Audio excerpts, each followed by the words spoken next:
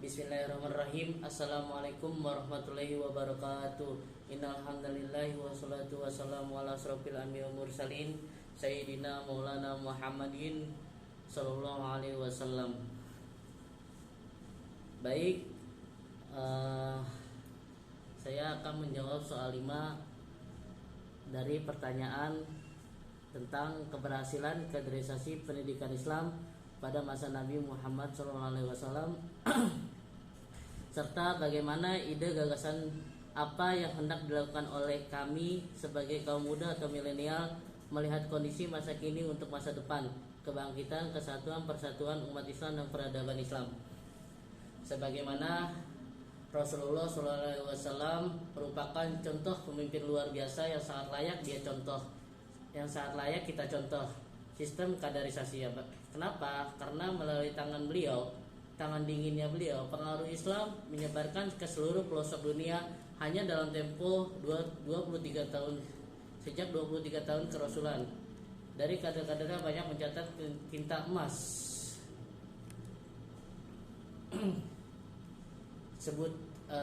Ada kaderisasi yang bernama, sebut saja Umar bin Khattab. Bagaimana beliau ketika menjadi khalifah, pengaruh Islam semakin kuat. Hal ini terbukti dengan kebanyaknya daerah kekuasaan Islam saat itu daerah kekuasaan kekaisaran Bizantium dan Persia yang meliputi Palestina, Suriah, Iran, dan Turki tak luput dari penguasaan umat Islam sampai saat ini. Kader-kader Rasulullah SAW terus bermunculan meneguhkan keberhasilannya. Sistem kaderisasi Rasulullah SAW. Dalam kaderisasi pasti memberikan pengarahan dan pelatihan.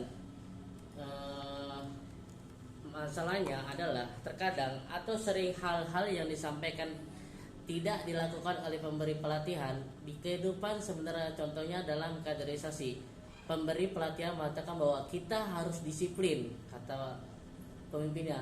Tapi ternyata ketika dia rapat untuk mempersiapkan kaderisasinya, dia sering terlambat. Hal ini yang membuat banyak kaderisasi saat ini tidak berjalan. Rasulullah SAW dalam mengkader tidaklah sembarangan. Beliau melakukan apa yang ia katakan sehingga kadernya menjadi taat dan melaksanakannya apa yang beliau perintah.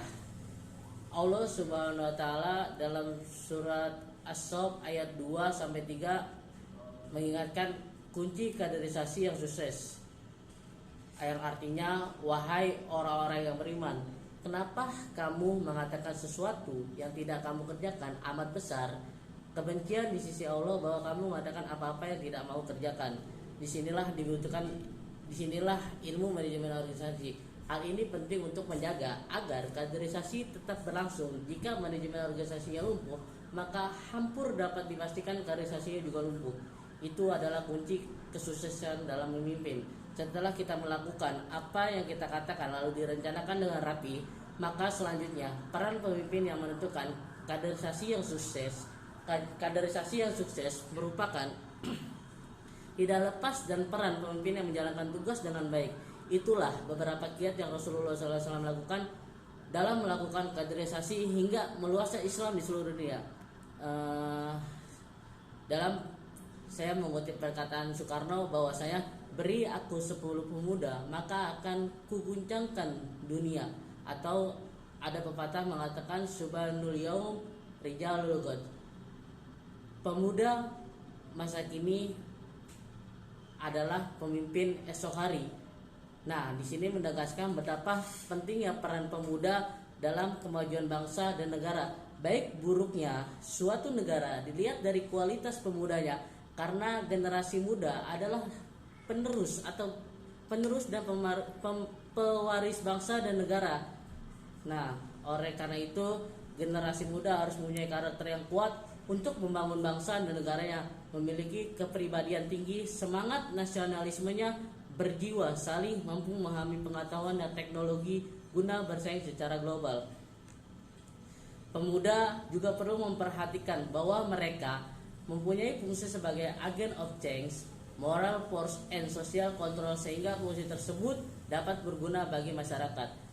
Kesimpulannya adalah bagaimana Rasulullah SAW yaitu diutus oleh Tuhan, oleh Allah Subhanahu wa taala ke bumi ini untuk menyempurnakan akhlak manusia. Inilah kepribadian Rasulullah yang ditanamkan oleh kaderisasinya untuk selanjutnya. Maka oleh karena itu tingkatkan etika, moral dan akhlak bagi kaum muda. Cukup sekian dari saya.